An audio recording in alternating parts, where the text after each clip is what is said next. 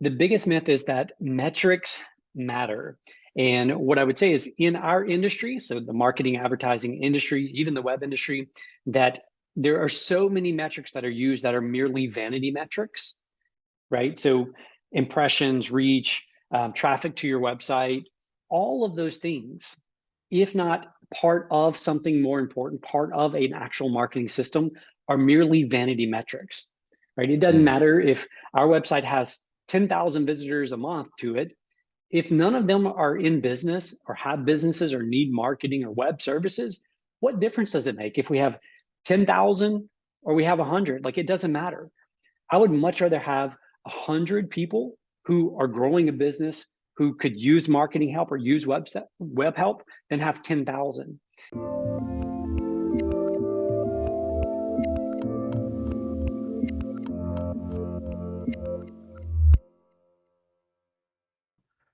Hey everyone, this is Devin Miller here with another episode of The Inventive Expert. I'm your host, Devin Miller, the serial entrepreneur that's grown several startups into 7- and 8-figure businesses, as well as the founder and CEO of Miller IP Law, where we help startups and small businesses with their patents and trademarks. You ever need help with yours? Just go to strategymeeting.com, grab some time with us to chat, and we're always here to help. Now, today we've got another great guest on the podcast, Wayne Mullins. And Wayne, we're going to be talking about a few different things, including how to build a culture of self-accountability and high performance, and then how to look at holistic marketing and how to apply this to your business. And also talking a bit about websites and social medias and how to measure the success of a website and why some websites work and why others don't. So it'll be a great conversation. And with that much as introduction, welcome on the podcast, Wayne. Thank you so much, Devin. We got a lot of ground to cover, it sounds like. Absolutely. It'll make for a great discussion. So now before we dive into it, just for those of you that haven't caught, Wayne is also on the inventive journey. So if you want to go and check out his episode there, definitely invite you to go and hear his journey of how he got to where he's at today. But for those that haven't had a chance to catch it or otherwise don't have the time to go listen to the full 30-minute version, want the 1 or 2 minute version, take a minute and just introduce yourself to the audience. Absolutely. So the super quick version of my story is in school, in college, my parents gave me some CDs by this gentleman of the name Zig Ziglar. Zig Ziglar sold me on the profession of selling. I was convinced at that point that I had to go in sales, so graduated, went into sales. I was terrible for a couple of years, but through perseverance and sheer stubbornness and lots of trial and error, I actually got good at this thing called selling. And over time, Devin, what I noticed was that the amount of money that I was making and the amount of money that I was bringing in for the company, that gap kept getting bigger and bigger. And so I had this dangerous thought, what if I went and sold something for myself? Could I make more money? Would I, have more freedom, et cetera? It's kind of that dangerous entrepreneurial thought. And I left that job, went and started a lawn and landscape company from scratch. Over the course of a 3-year period, grew that from startup to a very sizable company. On a whim, sort of, I decided I was going to put the business up for sale, reached out to a business broker, and much to my surprise, within a couple of weeks, I had a couple of offers on the table. And it was the result, though, of that rapid growth in the lawn and landscape company over that 3-year period that some of our clients from the lawn care company and some of my friends and colleagues in the business community started coming to me and asking me for advice on how to grow. They wanted to know how we were growing so rapidly and how I could maybe help them do the same. And so I guess, as they say, the rest is history. Out of those consulting gigs, which were part-time initially, eventually decided to do this full-time. And that's been almost 14 years ago now. Well, that's definitely is a great introduction and fun to hear just a quick run through of your journey. So now with that in hand, and with that as a great introduction, diving into the topics at hand a bit. One of the things, and we'll dive into a little bit more marketing and how to, holistic marketing and website and social media. But one of the other things that we talked about kind of as a predecessor to that is building a culture of, kind of self-accountability and high performance. And, I think that is sometimes easier said than done. Now, if you're the owner of the business, you have everything on the line, you're putting in all the time and effort, probably a bit easier in the sense that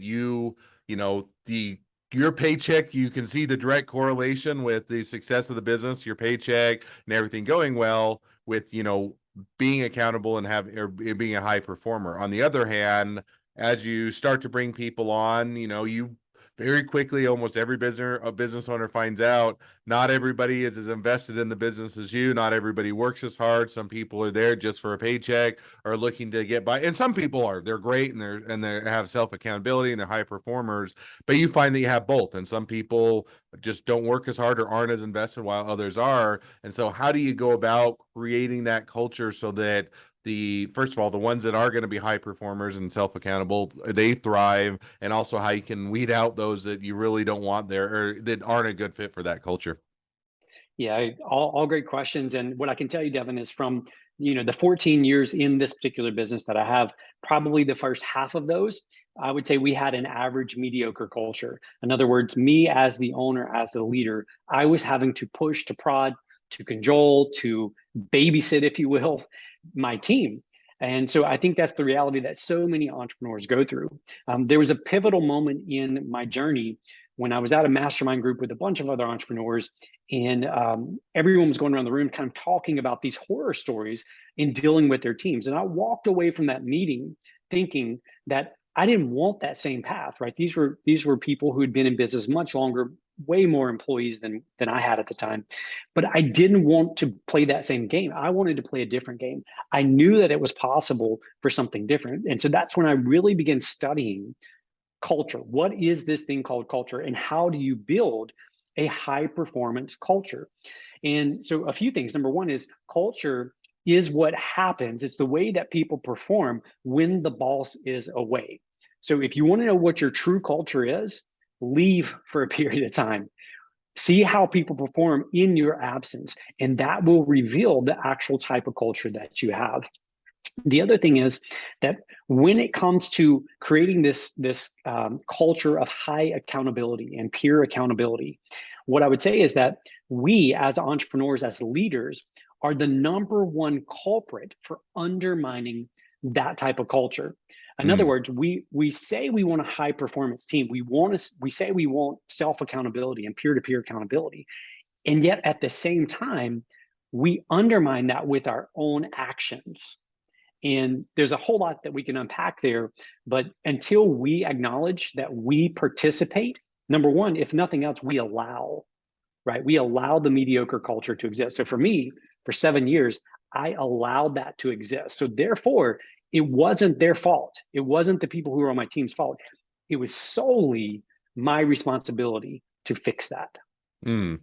Now, let me ask, because I mean, one of the, I think, erroneous, maybe tell me it's not erroneous, but things that are out there is, a lot of times the default that people typically go to is just, hey, if you pay people more, they'll work harder, right? Or they'll do a better job. And, it feels like, there is a minimum threshold. In other words, if you don't pay people what they're worth, then yes, they're probably going to feel undervalued. Eventually they'll leave, not because they're not good employees, but because they're saying, hey, I just, this is, or I'm just, or being undervalued here. But let's say you pay them a reasonable amount, market rate, or you pay, well compensated. It still doesn't necessarily feel like, that is it for the culture, even though that's usually what people initially focus on. The ability to provide a culture where people can be high performers, can be self-accountable for those that are going to be a good fit. What are some of the things that you should, aside from making sure people are well compensated, what are some of the other things you should consider? Yeah, and I'll answer by saying this: like for a long time, I used that as an excuse. In other words, for the first 7 years of business, I used the fact that we were a bootstrap startup. We didn't have a lot of capital, so we couldn't pay top dollar. We couldn't pay, and a recruit and steal people away from other companies. We just simply didn't have the money to do that. But that Mm. is an excuse. It doesn't require a lot of money. A culture, like you said, Devin, has very little to do with the actual pay. There is a minimum threshold. Obviously, you want people to be able to live, to survive. You don't want them having to worry about making, their payments and surviving in this life. But the flip side, to answer, like, what are the other elements that must exist? Number one is, if we want to have people that aren't accountable to us, in other words, they hold each other accountable, they hold themselves accountable, we have to give them the freedom and the space to do those things. And what I see all the time is entrepreneurs, by default, we love to be the hero. We love to jump in and save the day. So it's just the way that we build our businesses. We're used to having to do that. When a client calls at 5 p.m. and says, hey, I need this by 8 o'clock in the morning, sure, we put on our cape, we make it happen. That's how we often get our businesses off the ground. But as entrepreneurs, we've got to learn, as leaders, we've got to learn to allow our team to step in, give them the space to step in and be the heroes. The other huge mistake I see so many in leadership make is this: they become the answer machine, right? So every single time someone has a question, they come to them for the answer. And Mm. what we do by giving them the answers is we train them to come to us for all the answers. And yet we're then frustrated by the fact that they don't think for themselves, right? And it's our own fault. So I used to take a sticky note because for me, and anyone listening would probably agree to this, that it's much quicker just to give the answer, right? So when they come to you with a problem or a question about something, it's much quicker just to say, go do this. Here's the thing to go do. Here's the solution you need to go do. Why? Because we have the experience, we have the knowledge, we have all these other things, but we're not training them, we're not teaching them to think for themselves, to process through these scenarios on their own. So I had a sticky note that said, ask, don't answer. And I left it on my computer, I left it on my desk. So when someone would come to me with a question, like, we've got this problem, what should we do? The sticky note would remind me, ask, don't answer. So I'd ask questions. Tell me a little bit more about the scenario. What's going on? And then the great question is, I don't know. What do you think we should do? Now, here's the thing. We can't listen to their answer and then just say, no, no, no, that's completely wrong. Go do this instead. We need to ask questions and help them build that muscle of thinking through that problem or that scenario. So in other words, if we ask them, what do you think we should do? And they give you a terrible answer, don't roll your eyes, don't make an awful face, and don't say that's terrible, here's what you should do instead. Instead, ask probing questions. Why do you think that would work well in this scenario? Or have you thought about the fact that when you do this, other things may occur? What are those other things that may occur, right? So Mm. again, so much of this self-accountability and teaching people to hold themselves accountable is our own fault. It's our own making. And yet in turn, we flip it around and we complain about them when in reality, we need to look in the mirror first.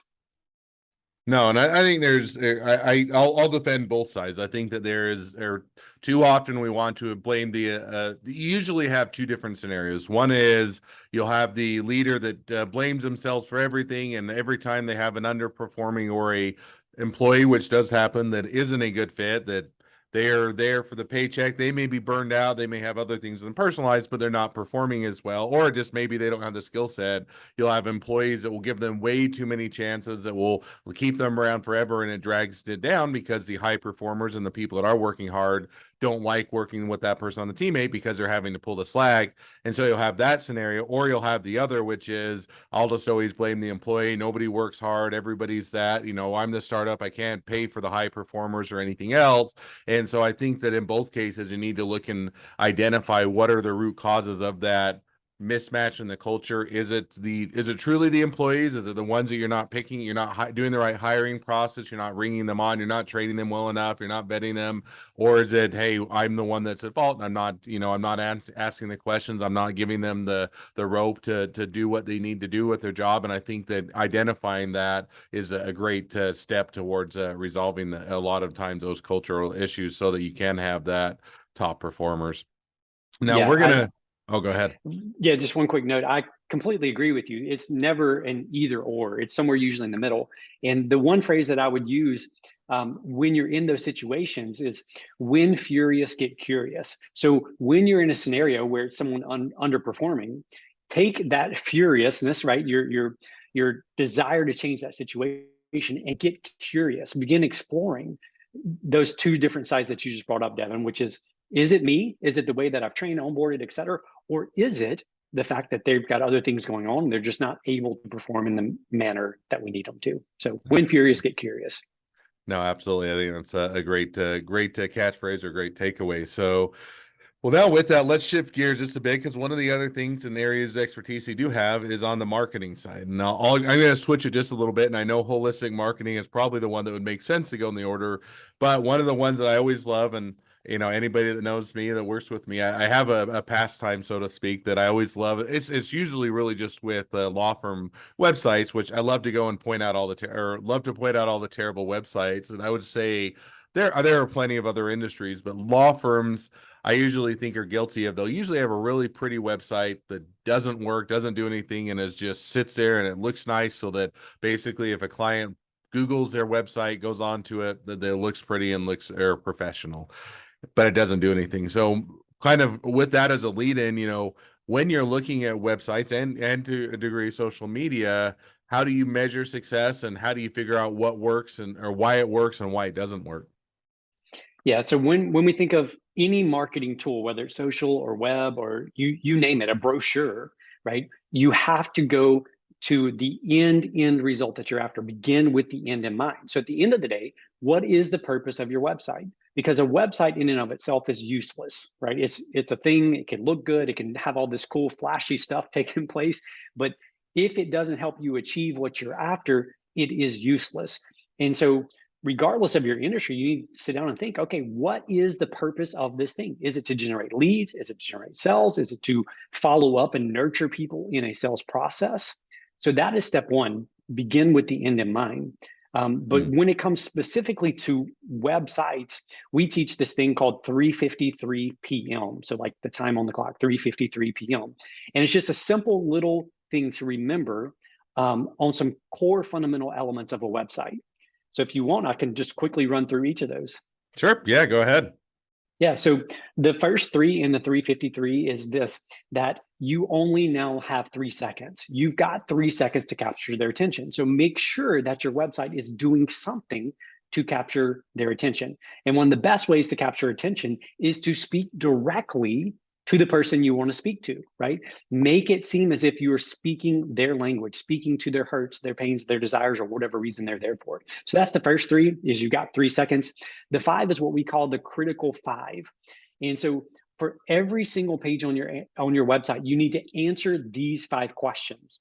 And it's important that you do it per page, because as people progress through your website, they are actually different people. So in other words, I could be on your homepage, but if I then click and go to your about page, I'm a different person. I'm in a different state of mind because I'm drilling in deeper to your content. Now, if I make it to your contact page or book a consultation page, right? Same person, but completely different mindset. So you need to answer these 5 questions for every page. Question one is, who's here? In other words, which person, where they at in the process, who's here? The next question is, what do we want them to do? What action do we want them to take on this specific page? And that ties into what you pointed out earlier. So many, it's just a shiny thing that looks really cool, but they have no clue what they want people to do. How do we want them to do it? Is it click? Is it call? Is it fill out a form? What is the how? How do we want them to actually do this thing? When do we want them to do it? So is this a now thing? Is it a nurturing thing? Are they reading, learning more, whatever that may be? And then the most important one is, why should they do the thing that we want them to do? Not from our perspective, but from their perspective. So those are what we call the critical five questions that you need to ask on every page. The next one in the three, so it's 3:53. The last three is this, that there are 3 C's to design. So when you design anything, this is what they teach in design school. There are 3 C's. There is the contrast, the composition, and the content. The contrast, the composition, and the content. So the contrast, the contrasting elements on the page. So it'd be the colors and the photos or the videos or whatever that may be. The composition is simply the structure, the layout of the pages. And then the last C is the content. Now, here's the thing, Devin, we've built well over 600 websites now, and we work with a lot of other web agencies, and we see the way they process and they design things. And this is the way that most websites get built. The designer says, oh, I've got this really cool idea for this new website. And so they begin with the composition or the contrast, right? They want to make it look really cool, look really flashy. And then they finally get around to this very last thing, which is the most important thing, content. And then they're like, well, we'll squeeze your content in there somewhere. We'll make it fit, right? And if you want a website that actually works for you, start with the content. Start with the message that you are trying to communicate. Everything else should flow around your message that you're communicating, the content for your website. Hmm. So 353 and the last two, yeah, go ahead. No, and I was and one of the questions, a lot of questions we could, chase down, Yep. but one of them is there seems to be a bit of, I don't know, tension in the sense that you're trying to get good content, you're trying to provide meaningful information such that people are wanting to find out more and convert. And yeah, on the other hand, you have 3 seconds to do so, if that, and sometimes even probably less than 3 seconds. And so, there is a very limited amount of content, at least that initial grabbing their attention, that you can even do in 3 seconds. I mean, that is maybe a very quick video. If you want to do a 3 second video, you could do a few words, you can do a picture, but there's not a ton. So how do you balance that to where you're providing the content such that it entices them to learn more or to perform the action that you're wanting to perform, given that you only have initially, and I get if they are interested, they have more than 3 seconds, but initially that 3 seconds, how do you balance getting the right content initially so that you can have them stay longer to convert them with the fuller content? Yeah, that is, I guess, the ultimate marketing question, right? Which is, how do I capture the attention of someone whose attention I feel worthy of capturing? In other words, that's the person that I want to capture their attention. And what I would say is, as I would divert this back to almost a copywriting type of answer. In other words, your headline, the opening thing, is the most important thing. And when you truly understand your audience, you can craft headlines and use words or images or videos that speak directly to them. And when you speak directly to them through that headline or through that opening scene of the video or through that opening image, what happens is you get them to go to, in copywriting, we'd say the headline's goal is to get them to read the first sentence. The first sentence's goal is to get them to read the second sentence, and so forth and so on. So when you think through your copy, number one, we often have these blinders on. Like, we're guilty of this in our business. We're so used to speaking and saying the things that we speak and say every single day that we lose sight of the way other people interpret or the way other people read those same things or need to hear those same things. So one great exercise is to actually take what's called above the fold of your website. So what would be seen if you pulled it up on a laptop screen or a computer screen? What's seen on the screen without scrolling anywhere? Take that out. You're going to print that screen and you're going to literally write different headlines across what's there. So depending on your business, write a few different headlines. And then what I would recommend doing is, as you're interacting with clients, simply say this: hey, we're working on some changes on our website. Would you mind giving me 2 minutes of your time to give me some feedback on this? And so you then just show headline one, headline two, headline three. Which of these speaks most to you? Which of these would cause you to want to keep reading more? That simple little exercise can literally, we've seen it, we've done it, transform conversions on a website. No, and I think that's definitely a great way to tackle that. So now maybe just a slightly different course, but still along the same lines. So what causes, and maybe you'll have a different opinion, but I would say the vast majority of websites are terrible, or at least they don't work very well. They don't, some of them are just ugly. Some of them don't convert well. Some of them are hard to navigate. And is that just people are inexperienced trying to do it themselves? Or is it more they haven't thought through the process, or they, kind of what causes so many websites to not be successful and to fail on a number of those issues? Is it just help us understand there? Yeah, the answer is, almost without fail, the answer is the competitor. So we build websites. The number one reason people reach out to us for a new website is their competitor, someone in their space, just got a new website. And then they look at their website and they're like, oh, our website needs some work. It's not up to par compared to our competitor's website. So if you are reaching out, or if you're building a website simply because your competitor just got a new website, that is completely and totally the wrong strategy. And more than likely, you are going to end up disappointed with the results. So what I would say is, that is number one. You can't look around and make decisions based on what everybody else is doing. And number two, what I'd say is that your website is, and I'll open with this, but your website is only a means to an end. It is not the end all. Unless you're in e-commerce, then your website is not the ending place. It is usually a beginning or a middle place in the process. And so you have to be aware of that. You have to understand where your website works within your marketing that you have going on, within your marketing strategy. No, that makes perfect sense. All right, so with that, and we're already running short on time, and it's always many more things I would love to talk about than we have time to. But for the last few minutes before we wrap up, one of the other things which is certainly important is I think that we also sometimes get caught up with, hey, as long as I can go, if I go and spend $20,000 on a website, and I'm putting that hopefully probably high, at least initially, unless you're a big company. But I'll go put a ton of time on a website. It'll be perfect. It will convert well. It will put the right message, and it'll be optimized as perfect as it can be. Same thing, and so as soon as they come, great. They will automatically buy mine. It's just that good of a website now. I don't think there's that such a thing as that kind of website. But even with that in mind, one of the things that we talked a little bit before was you also need to have holistic marketing. In other words, the website should not be the sum total and extent of your complete marketing and sales plan for your business. In other words, it's not just, hey, I put up an awesome website and money will rain down from the sky and everybody will come and Google will love it and I'll rank #1 and everything will be perfect. So kind of what is holistic marketing and kind of how should you go about thinking about it? Yeah, great question, Devin. So if you build it, first of all, they won't come. This isn't Field of Dreams. So if you build the website, they're not just going to magically show up and it's not going to transform your business. But when we think of holistic marketing, what we have to understand that the ultimate goal of marketing is to make sales unnecessary. The ultimate goal of marketing is to make sales unnecessary. So in other words, when your marketing is dialed in and tuned in, by the time someone is ready to make a buying decision, there's no convincing, there's no pleading, there's no 400 days of follow up. Your marketing has done the work for you. It makes sales unnecessary. And when we come to marketing holistically, we have to go back to human psychology. How do people actually make a buying decision?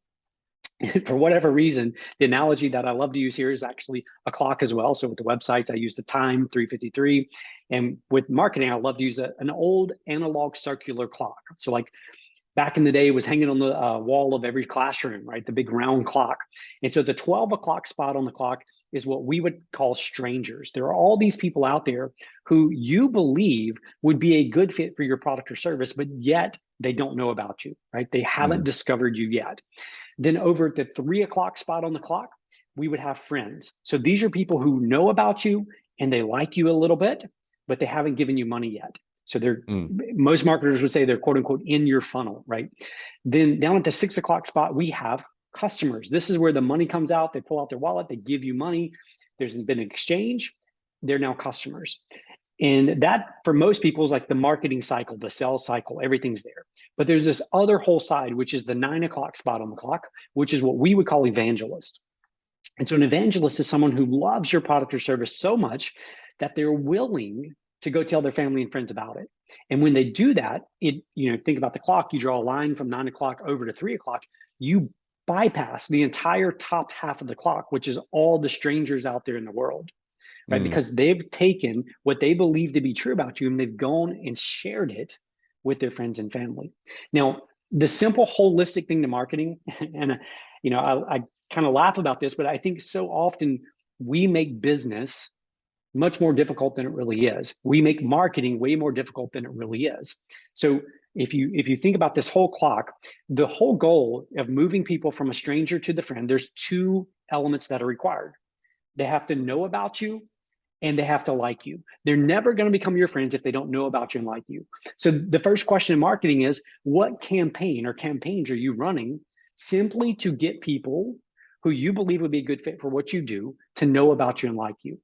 The next one, when we're going to move people from friends to customers, again, one core element required here, and that is trust. They're not going to pull out their wallet and hand you money, no matter how nice you are, no matter how, the amazing things you say about your product or service. If they don't believe you, if they don't trust you, they're never pulling out the wallet. So the question again, the marketing question simply says, what campaigns are you running that are specifically designed to build trust with the people who already know about you and like you? Now, we could dive into that whole other conversation about evangelists, but holistically, when we think of marketing, it doesn't have to be that complex. Get some campaign or a campaign up that gets other people to know about you and like you. Get some campaigns up that get people that are already knowing about you and already liking you to trust you more. No, that perfectly makes sense, and there's definitely some great direction on kind of how to approach holistic marketing and how you might start to go about thinking about it. So, well, short and as simple as that is, we've already gone through the whole podcast, and there's always a lot more things that we could talk about. So we'll have to have you back on another time, and continue on the conversation and to give people an opportunity to learn even more from you. But as we wrap up today's episode, I always wrap up each episode with the same question. So we'll jump to that now, which is, within your industry, what is the biggest myth and why is it wrong?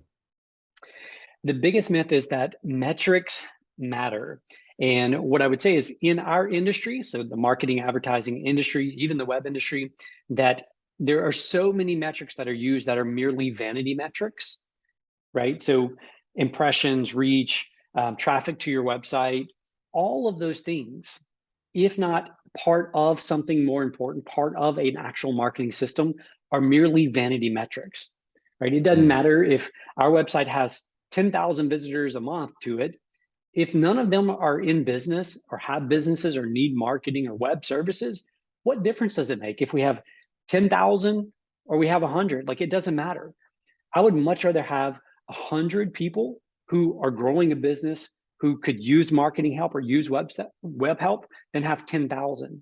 And so in our industry, people love to tout all these big metrics. We reached 1 million people. Our impressions were, 23 million. Like, okay, that's all great, but did it put money in the bank account? At the end of the day, that's what marketing has to be about if you're a for-profit. No, and I think that's a great way. And I do think sometimes it's easy to get caught up in the metrics of how many visitors do we have on our websites? What's the dwell time, and how many, or what is our rankings? And not that some of that isn't important, and they are maybe indicators, but sometimes you get so caught up in those indicators or those metrics that you don't look, hey, are these people actually converting? Are they clients? Are they actually paying the bills? Are the people that we're driving to the website even the ones that we want there? And I think that, as you pointed out, a lot of times the metrics that we tend to focus on aren't indicative of whether or not you're being successful or whether or not things are working. So I think that that's a great myth to dispel. Well, as we wrap up the episode, if people want to reach out to you, they want to be a customer, they want to be a client, they want to be an employee, they want to be an investor, they want to be your next best friend, any or all of the above, what's the best way to reach out to you, contact you, find out more? The simplest place is our website, uglymugmarketing.com. It's got all of our contact info, email addresses, phone numbers, social, all that's right there in one spot. Awesome. Well, I definitely encourage people to reach out, connect, or leverage a great resource of expertise, as well as support a great business. And with that, thank you again for coming on the podcast. It's been it's been a pleasure. Now, for all of you that are listeners, that if you can help us to share all these areas of expertise to make sure that all those businesses out there can be able to grow and expand and incorporate knowledge into their businesses, just click share, subscribe, and leave us a review. That's the best way to help us to reach all those startups and small businesses. And with that, if you ever need help with your startup or small business, just go to strategymeeting.com, grab some time with us to chat, and we're always here to help with your patents or trademarks or anything else you need. Well, Wayne, thank you again for coming on the podcast, and wish the next leg of your journey even better than the last. Thank you so much.